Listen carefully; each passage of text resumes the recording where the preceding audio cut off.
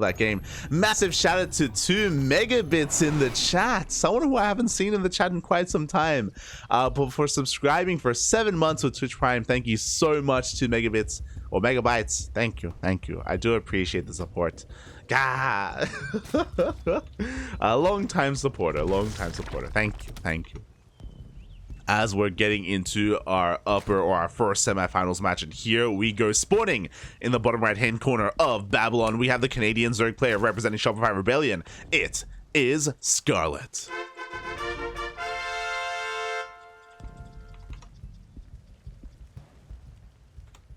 And spawning in the top left hand corner of Babylon, we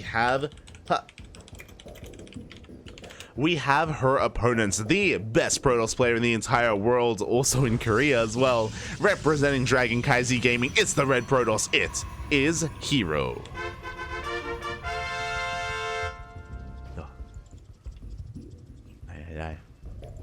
Vámonos, papi. I've been busy, but I'm glad to hang out. Oh, thank you, papi. It's all good. I understand. It's all good.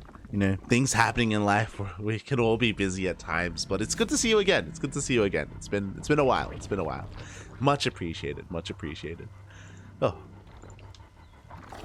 And here we go. Standard hatch gas pool opener from Scarlett is forced to take the natural, unfortunately, by herO, and this is going to be an interesting one. herO, of course, is one of the favorites to win the entire tournament. Coming into this, you know, a herO Dark Finals is what we all expected, but just because it's something we expect to happen doesn't mean it will, because there are chances for some other big names to stop them, whether it's Scarlett, whether it's Dongregyu, whether it's Nice, whether it's Jeshi.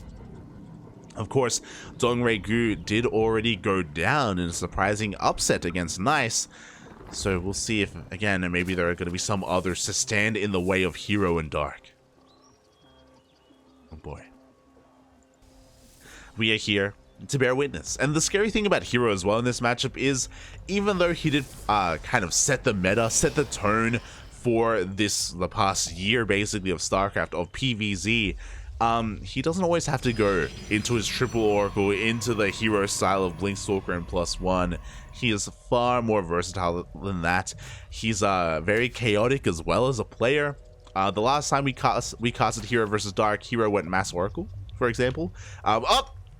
No. Who is it? No! Okay, no. It's another one of our casters, but hopefully the internet is okay and hopefully things do clear up.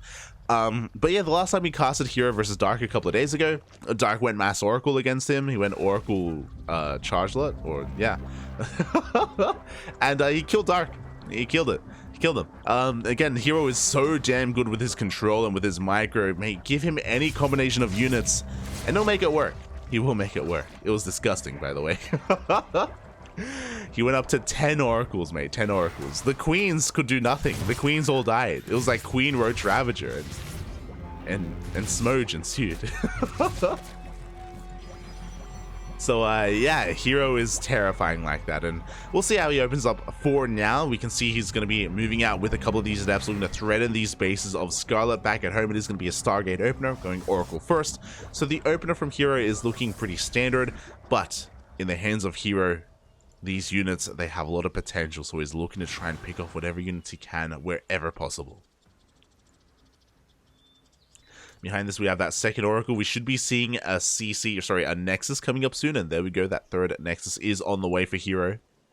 Going to be dipping between the bases. No Spore here at the natural base, and herO's going to be able to abuse that. 2 drones are going to go down. Only 2 though, so nothing too major, but again, we can see here Scarlett, her queens being pulled left and right between these adepts, between these oracles. She has to be very careful. It may even be worth throwing down a Spore.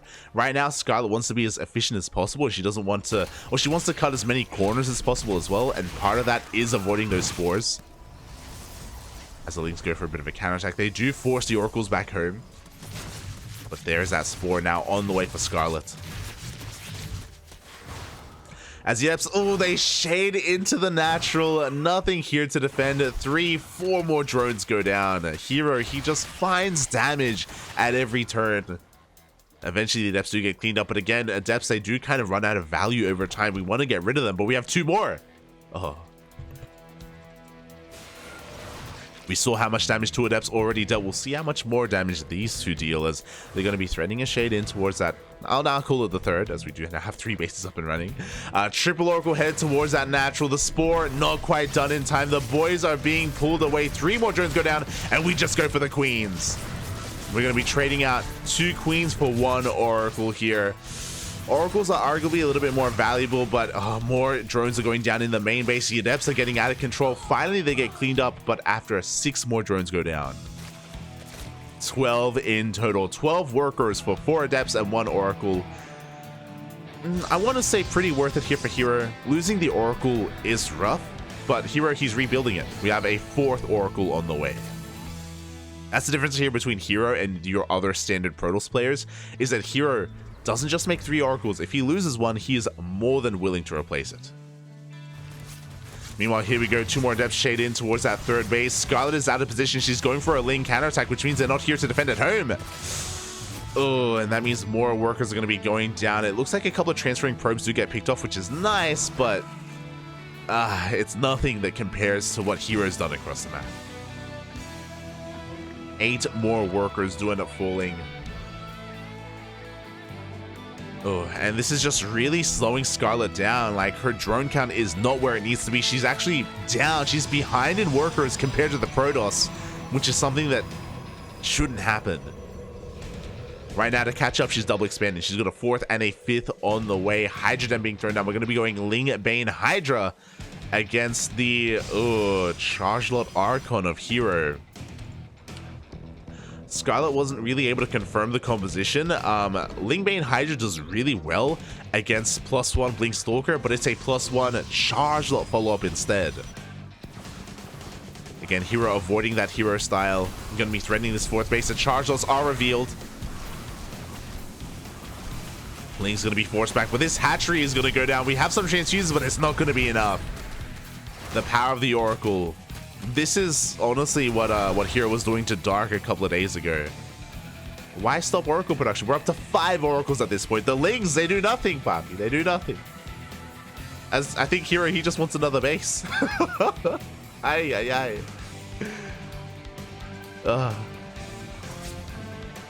Here we go. The Oracles are going to be threatening the 3rd. herO hasn't seen that 4th base, by the way. He hasn't seen the top right-hand corner of the map. So right now, Scarlett is getting away with that. Otherwise, I'm sure herO would look to kill it immediately. Here we go. The Oracles are more concerned with just containing Scarlett. The Zealots once again showing up the 4th base location. But here we go. herO does finally come across that hidden hatchery. And he focuses it down. Oh my god. Look at this. This is enough DPS to kill the hatchery. And it's going to die. The Queens, they can't do anything about it. The hatchery will fall. Ay. Scarlett is just contained to 3 base economy. We have another 4th on the way. The Zealots on the left-hand side were cleaned up by the Ling Bane. And Scarlett is kind of being forced all in. At this point, it's too late to saturate a 4th base. We need to just go with Ling, Hydra, Scarlett. She knows that. She knows the pressure is on her. Meanwhile, heroes are getting ready back at home. We have shield batteries. We have Archons. More Zealots on the way. Yeah, we're done droning. We're double expanding, to be fair, behind this. But Scarlett, it's now her turn to be the aggressor. Here we go. She's going to be able to catch these Archons. Very nice catch here for Scarlett. Very high value engagement already.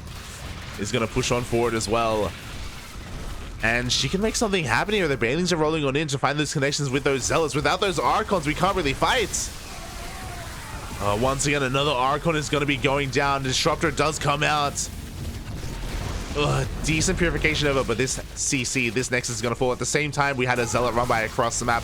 Once again, Scarlett's 4th hatchery goes down. Uh-oh. This is dangerous. herO, he's edging in. He's getting in towards the natural base. These Queens are all going to go down. This forces Scarlett back home. So we now have a 3-base Protoss up against a 3-base Zerg player as well. I still want to favor herO here. The Bailey's getting caught out. Oh god! But they turn around. They still trade efficiently.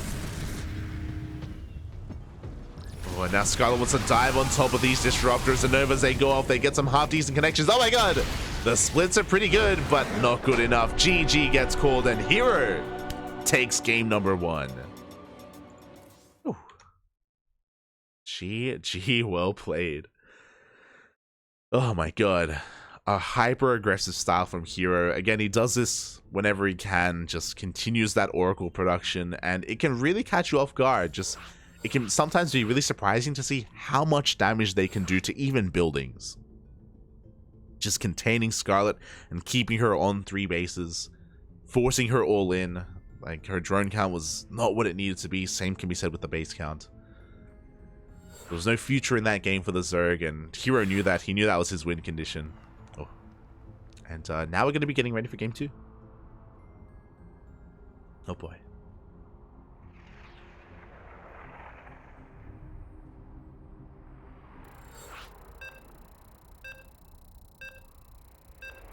And you can hear the beeps. We're going to be getting into game number 2. Actually, going to be on Neo-Humanity.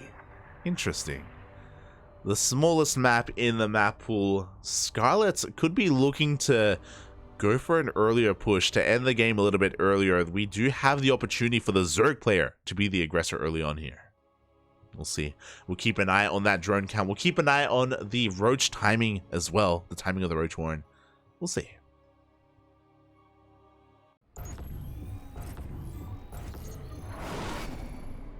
Sporting in the bottom right-hand corner of Neo-Humanity, we have the Canadian Zerg player herself representing Shopify Rebellion. Currently down in the series, but not out. It is Scarlett. And spawning in the top left-hand corner of Neo-Humanity, we have her opponents. We have the best Protoss player in the world. The best micro in the world as well. Representing Dragon Kaizi Gaming, the South Korean Protoss. It is herO.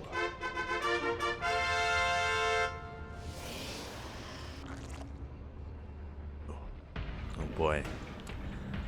As herO is a little bit too late here, Scarlett does go for a bit of an earlier hatchery. A 15 hatch does mean that it is going to be on time, on location. Isn't going to be forced to take any kind of weird base. And we saw how herO was able to abuse Scarlett's expansions, her expansion positioning, because she had to take the unnatural natural. It was a little bit more awkward to defend her mineral lines, and herO was more than ready to abuse that with his Adept and with his Oracle control. And it wasn't even that many. It was 2 Oracles and 4 Adepts over time. herO just dealt so much damage, slowing down Scarlett early on. Now with this faster hatchery, she's going to have an easier time defending against that. Much easier. Oh. Meanwhile, we'll see where we go from here. Hatch gas pool overall from Scarlett. Again, just an earlier hatchery here just to make sure it's on location. We have a gate expand from herO. No proxies. Nothing crazy like that. But we're not really looking for proxies on Neo-Humanity. We're looking for mid-game timings. We're looking for Roach all-ins. We're looking to see if Scarlett cuts workers at a certain point. I'm really curious if Scarlett even takes the forward base as well. Both Raynor and Cyril have shown us that if you take your third base here at the Rich Vespene Gas Geyser, and if you prioritize your gas, you can hit a very powerful Roach timing off of that. Of course, it's a little bit predictable, like if it does get scouted, you know, if herO does confirm the base that's being taken, then he can start preparing himself preemptively. So it can be a little bit risky to pull off as, oh my god, herO is going to remain the aggressor. We don't have a Stargate opener, we have a Twilight Council. Now, depending on when we pull out a gas, this could be a multitude of things. This could be Glaive Adepts, could be DTs, could be, even when it comes to Glaive Adepts, could be 4 gauge, 3 gauge, there could be a Robo, there could be not a Robo. We could get into faster Disruptors as well, if we take the gases at the natural. Oh boy. Protoss have a lot of flexibility with this kind of opener. No additional gateways, but this is going to be Glaives. There we go. Probes were pulled out of gas. This is looking very similar to what we saw Firefly do in Firefly's series against Scarlett, where there is no Robo. We're going to be warping in back at home, and we're going to be sending Adepts across the map by ground. Oh, there we go. The Robo is just a little bit later here in the end. We have 2 more gateways being thrown down. 3 gates for now. Now 3 gates... there we go, 4. I was going to say 3 gate Glaives. You can transition into a faster third Nexus because it's only light pressure, but we now have a fourth gate on the way, so herO can be that much more aggressive and is going to be looking for some more damage. 2 gates are being taken immediately with that robo as well. With these additional gases, it looks like herO isn't gonna commit too heavily to the Adepts. He will have them on the map, but this is looking like a faster transition into either Disruptors or Colossus. So it's a bit of a 1-2 punch here from herO. It's going to be moving out of course with his Prism and with his Adepts. But again, typically with Glaive Adepts, you don't need this many gas, and they are being saturated. So we're going to be keeping our eye on that Robotic Spade. There it is, immediately Robotic Spade is on the way. So again, herO doesn't intend to do too much with these Adepts. He's just posturing, he's going to do whatever damage he can find, but he's going to have very fast Disruptors behind this. He's going to be delaying his third Nexus as a result. Here we go. Adepts do shade into that third base. No drones to speak of. Scarlett did already cut workers at 41. She's going for a very fast Lair and a very fast Hydra. And she was going for her own Ling Hydra all in. Oh my god. I was hyper focused on what herO was doing, but Scarlett likewise was going for her own very aggressive style. This is very early for Hydras, very early to cut workers here as we are stopping droning at 41 for Scarlett. So we've got an all-in going up against kind of an all-in as well. Oh, but this third hatchery is going to be going down. Lings do nothing against Adepts. This is almost a build order win, to be honest. Ling Hydra trades so poorly against Glaive Adepts. Ay. Scarlett, she never really scouted the main base. She didn't really know what she was up against. Already deciding on this push. This would have been great against the Stargate, but yeah, this is not the best start for Scarlett. Oh boy. I mean, she's committed. There's no transitioning from here. Like, we can't drone from here.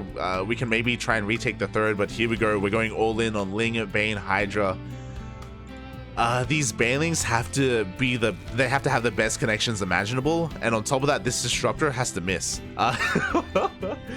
As the Ling Hydra reveals itself, but we have Glaive Adepts to push it back. And again, even without Disruptors, like, herO has a pretty solid composition. The Novas are going to be going off, and they are going to connect and force the Hydras back. Banelings do trade quite well here with the Adepts, though. Very good connections from Scarlett. Here we go, the Lings. The wall is not a wall. The Lings do flood into the natural, into the main base. Things were looking pretty good initially for herO, but now things are looking disastrous. Lings getting into the main, getting into the natural. Banelings roll on in as well. herO, he had the tools to defend, I'll be honest. He had the tools, but the execution was lacking, and it looks like Scarlett is going to be, oh my god, tying up this series. The Novas go off, though. They do find some really juicy connections, but the Banelings find better ones. GG gets called. Scarlett takes game number 2, and we have an ace match. Oh, GG. herO, he started things off quite well, killing that third hatchery. He had a lot of Adepts, but he was caught out on the map trying to expand. The reality is that if herO had stayed at his natural, if he didn't try to take a third and he wasn't caught out in the open like that, he would have been able to defend quite handily, to be honest. But because he was maybe being a little bit too greedy, expanding, taking that third base and being caught out in the open, that was the ideal scenario for Scarlett. She takes the fight, she annihilates all those Adepts, and the wall was not a wall. Oof. GG.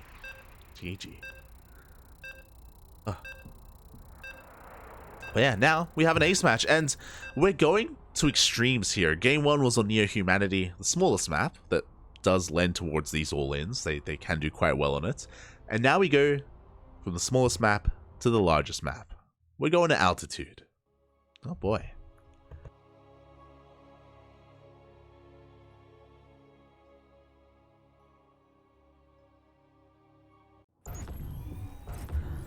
Here we go, and spawning in the bottom left-hand corner of Altitude, we have the Canadian Zerg player herself, tying up the series 1-1 on Neo Humanity, representing Shopify Rebellion.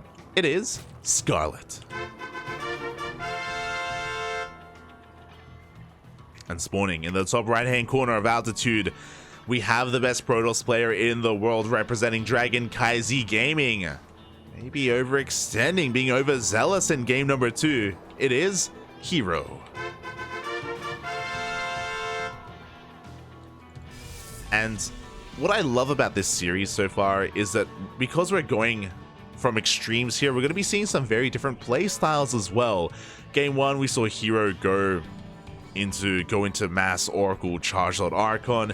Game 2, we saw Glaveadeps. Likewise, we saw Scarlett Game 2 go for a Ling Bane Hydra all in. But here on Altitude, we should be seeing some longer games. It's so much more difficult to pull off all-ins. It's not impossible. You can still go for them, but your opponent has so much time to react, so much time to respond. And this is where I worry a little bit for Scarlett, because one of the last times we saw herO on Altitude, he went Sky Toss against Dark. I'll always remember. It was, I think, 2 weeks ago. herO versus herO and Dark. They've been facing a lot. they play against each other a lot in ESL Asia, and in KSL as well. And I think it was 2 weeks ago. herO on Altitude went Sky Toss, and Dark had no idea what was happening. he was like, no, yeah, herO, he's like an aggressive player. He's gonna be going ground toss. He's gonna be going into Blink Stalkers, and the Sky Toss really caught Dark off guard. In saying that, I think it was this most recent ESL Asia, herO went for a much more aggressive kind of Glaveadept style here instead. So again, very unpredictable, willing to go into Sky Toss if he sees an opening, if he sees an opportunity. We'll see what Scarlett has in store for us on Altitude. Because likewise, it isn't just the Protoss that decides the tempo of this series. As shown in the last game, Scarlett can as well. She can dictate the pace of the game. So we'll be trying to keep a better eye on her drone count to see when she does cut workers, when she does throw down some tech. And here we go. Initially, herO is going to be going for that Stargate opener. We're going back to normalcy. Makes plenty of sense, especially on Altitude. No Glaveadept shenanigans. Meanwhile, the Adepts are still moving out across the map here in between the bases as Scarlett was forced to take the unnatural natural.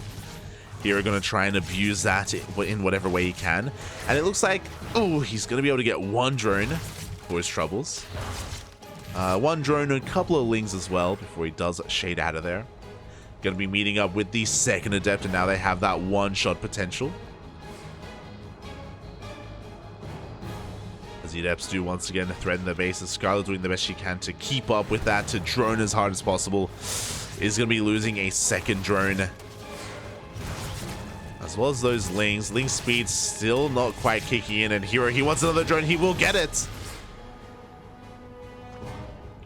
As we trade one Adept for 3 drones at 4 Lings.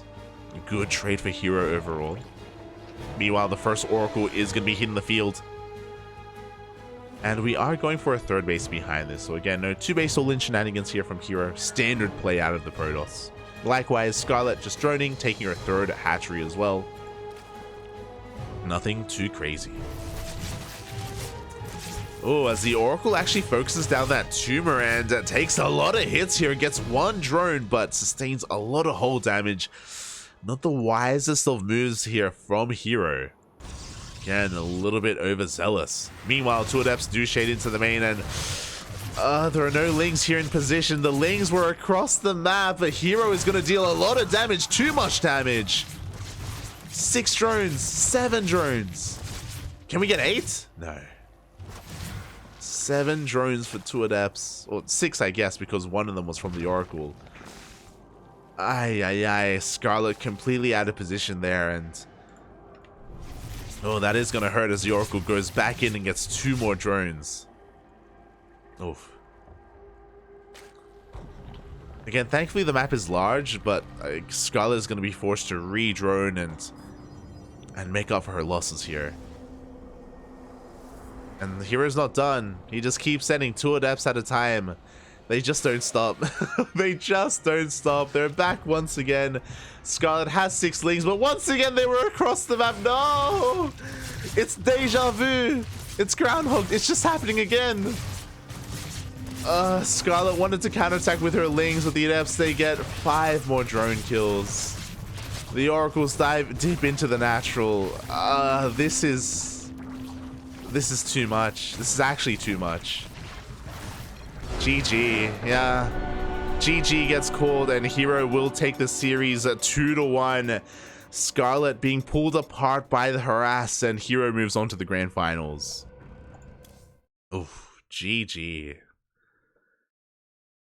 Sometimes that's all it takes. Like, herO wasn't all in either. It was just a bit of adept harass, a bit of oracle harass, but a bit can go a long way in the hands of the best Protoss in the world. Not just the best Protoss, herO straight up has the best control out of any Protoss in the world, so he can do that to anyone. You know, he could, like, it's really difficult to keep up, and it's so unfortunate that, again, Scarlett was more focused on, or like hoping that it's okay, I killed the 2 adepts. There's no way he makes 2 more, right? I'll be fine. I'm fine to just send my lings across the map and keep redroning, but herO is relentless. He is relentless, and with that, GG, well played. herO takes the series 2-1. Unfortunately, an anticlimactic end to the series. It's the reality of how that game went. It was a little bit sad. There was no big fight. There was no big engagement.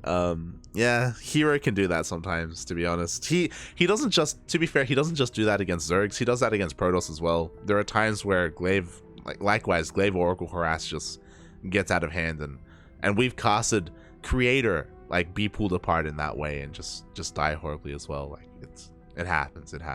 Ugh. herO, no chill. No chill whatsoever. Ay. What happened? Oh, don't worry about it. You can watch the VOD. We don't have to dwell on it too much. We don't have to dwell on